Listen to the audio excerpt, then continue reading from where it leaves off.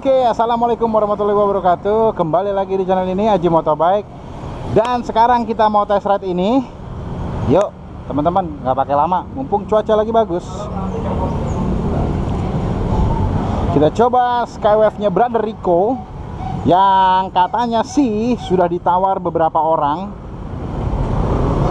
Apakah ini enak di jalan, nyaman nggak gitu? Oke, yuk kita langsung coba si Skywave tahun 2010 ini. Oke.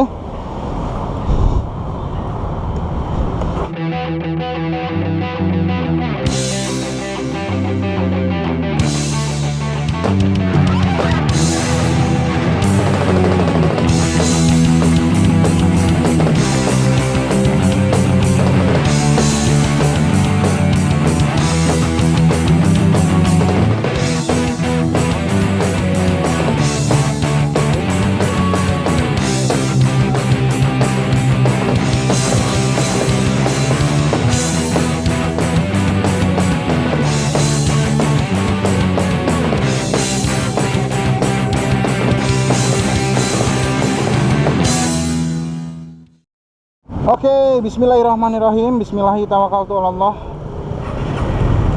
Yuk kita coba. Wah, spionnya tidak ada satu. Yuk.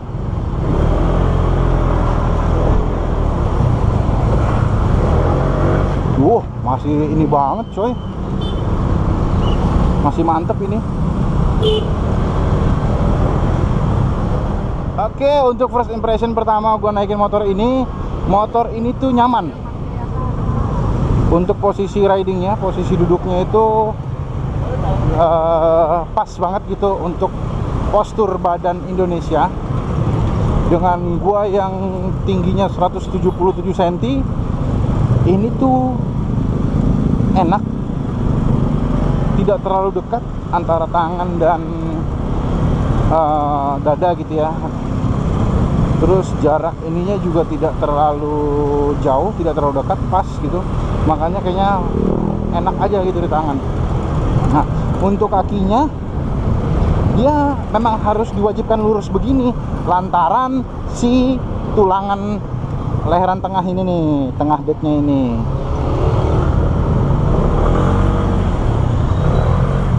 Jadi posisi duduk itu nyaman. Terus sisa space belakang gue ini, sisa space bangkunya itu masih banyak banget gitu.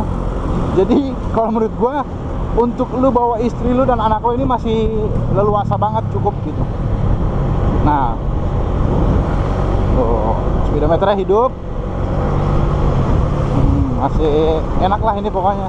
Cocok banget buat motor di dalam kota yang terbilang comfort gitu ya, nyaman. Terus ini juga tarikannya masih good banget, remnya juga masih smooth banget remnya, tarikannya masih enak. Ciri khas si Matic Suzuki, baik dari itu yang spin sampai ke yang Hayate, dia deruan suara mesinnya ini kedengeran banget gitu. Jadi kayak motor big engine gitu kedengerannya. Ih, edan big engine. Jadi beda ya sama Yamaha atau sama Honda. Kalau Honda cenderung suara angin yang kedengeran gitu, angin dari si kipas dan si knalpotnya itu. Tapi kalau ini lebih ke gerungan si mesinnya. Nah, kalau Yamaha kan lebih khas dengan suara knalpotnya. Kalau ini enggak. Ini tuh kombinasi suara knalpotnya dan suara mesinnya itu ngegerung tuh, jadi bikin apa ya, lu ngeblayer itu, ngegeber pakai ini tuh enak walaupun dia bukan pakai knalpot racing nih. Contohnya ya. Dengar gak? Padahal ini nggak open filter tapi suaranya begini. Kaki-kakinya juga masih enak, shock breakernya juga masih pas ya, masih nyaman lah dipakai, belum mati malah shock breakernya. Shock breaker belakang masih enak banget, masih meredam gitu.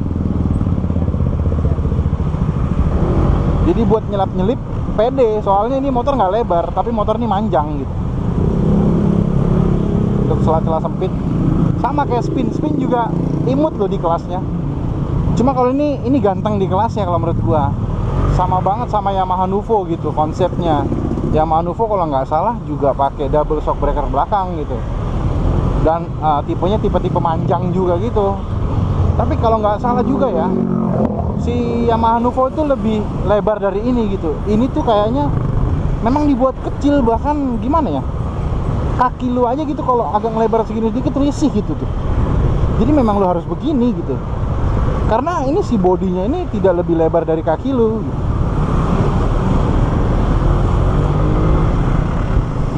Masih enak banget motornya.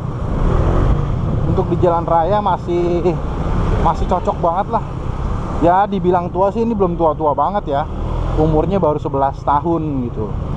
Cuma memang pada dasarnya ini agak jarang di jalan untuk saat ini.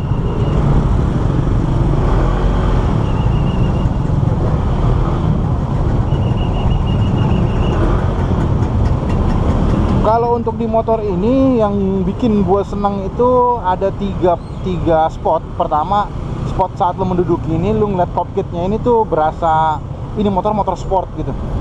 Yang nggak terlalu banyak apalah embel-embel segala macem. Speedometernya pun kecil, unik, tapi kesan sportnya tuh dapat. Terus ini holdernya ya, holder kanan kirinya juga keren, lain daripada yang lain gitu. Yang kedua itu dari sisi belakang CVT tadi, dia terlihat lebih padat, jadi kesannya itu lu kayak pakai single arm. Motor-motor besar pakai single arm gitu tuh, padat gitu kesannya. Nah, yang ketiga, saat lu lihat dari posisi samping depan itu, ini motor kayaknya penuh dengan kecepatan gitu. Lekuk, ngebuang anginnya tuh bagus banget gitu. Jadinya kesan yang gua rasakan di saat gua melihat motor ini, itu gua langsung jatuh cinta sama 3 titik tadi. Pertama ini bagian cockpitnya, yang ketiga bagian CVT-nya. Yang pertama ini bagian cockpitnya, yang kedua bagian CVT, dan yang ketiga itu spot angel kalau lu lihat dari bagian sebelah sana gitu. Sebelah sana atau sebelah sini sama aja. Nah, 3 menit gua pakai motor ini, gua langsung ngerasa seperti anak baik-baik saja gitu. Bukan gimana ya, bukan seperti anak-anak yang suka kecepatan, langsung santai gitu. Pembawaan itu langsung ya, ini motor jarang ada, John. Bahkan dari 100 motor yang gue temuin mungkin cuma ada 1 gitu.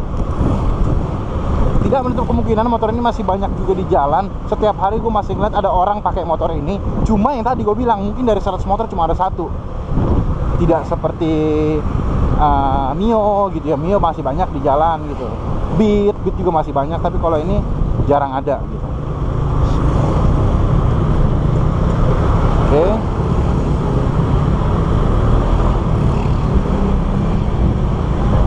Tenaganya besar, mencerminkan banget 125 cc nya.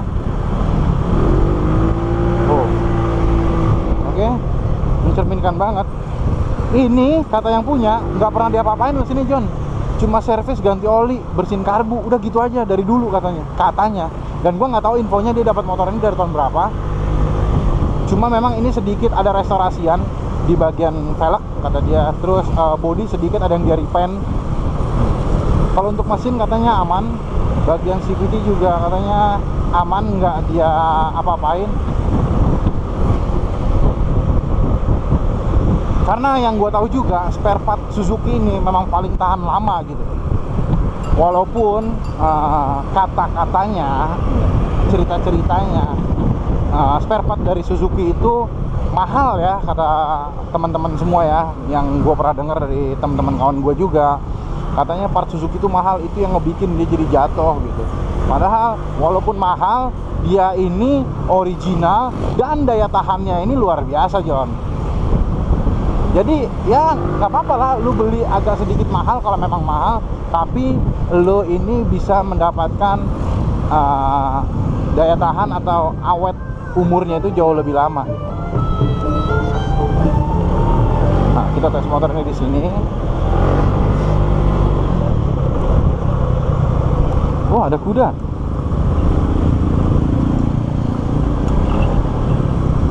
Oke.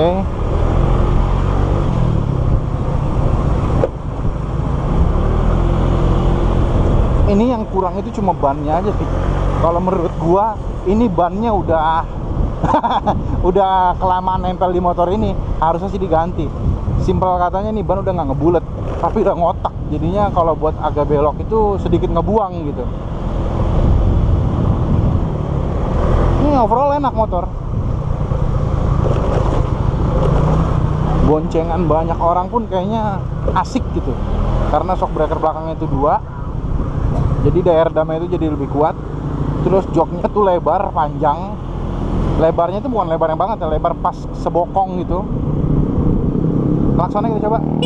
Oke, klaksonnya mantul, masih hidup.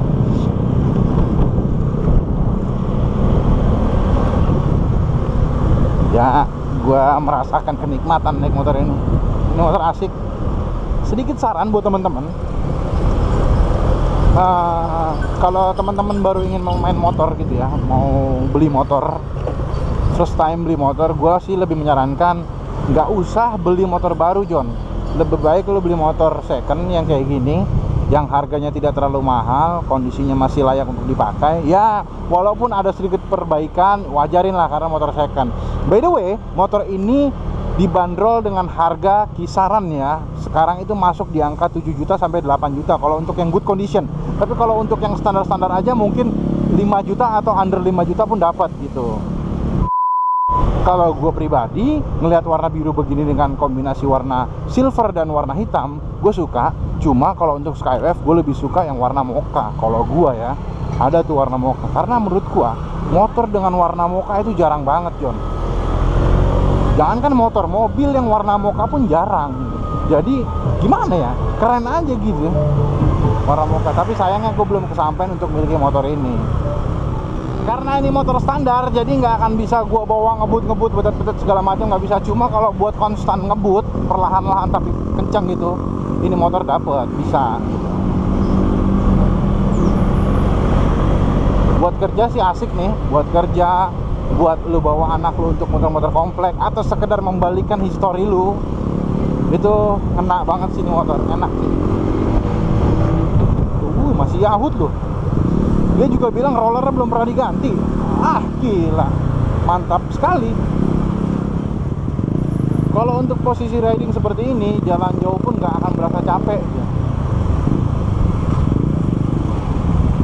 Ngomong-ngomong masalah touring, ini motor punya kapasitas bagasi yang gede loh.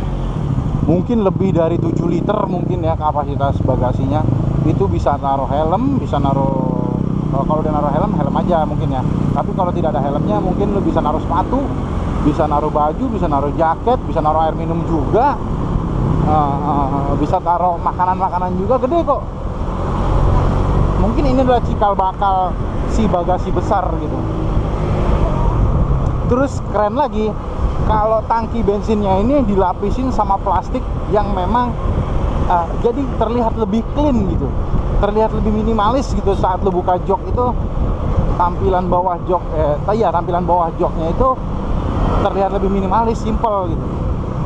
Biasanya kan kalau lo buka jok tuh langsung kelihatan tangki dengan kondisi si kaleng businya itu kan. Kalau ini nggak kelihatan, ditutupin sama lapisan gitu. Ada lapisan plastiknya lagi, dan lapisannya itu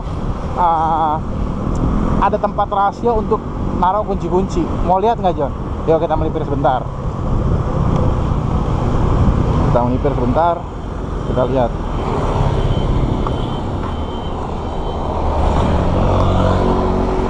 Nah tuh, jadi lebih minimalis ya. Ada lapisannya, dan ini tempat buat naruh kunci-kunci yang dibutuhkan. Keren kan? Oke, ini bagasi gede. Yuk lanjut lagi.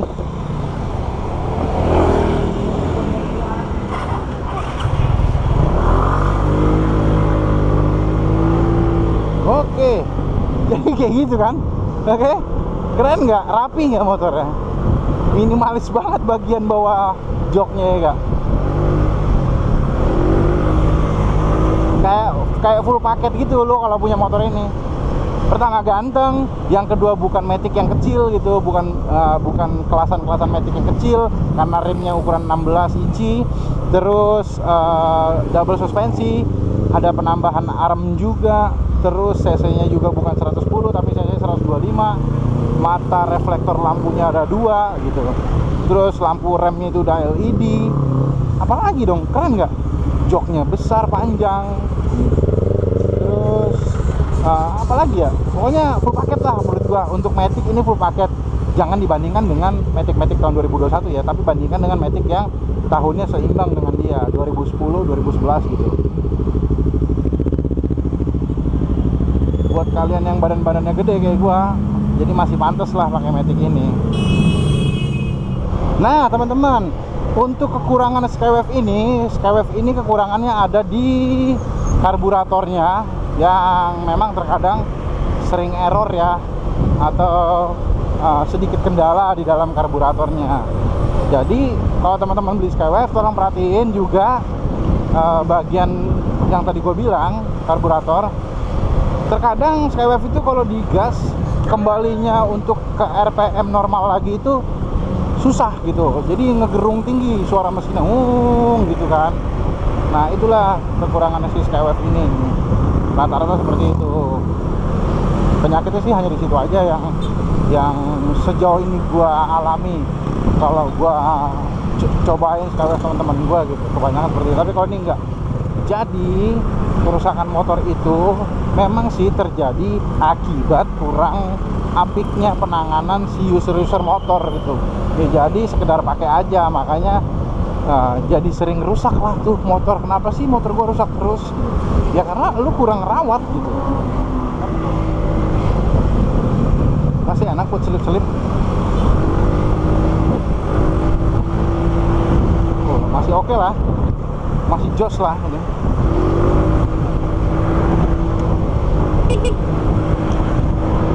Tuh, asik gak? Asik lah, masih.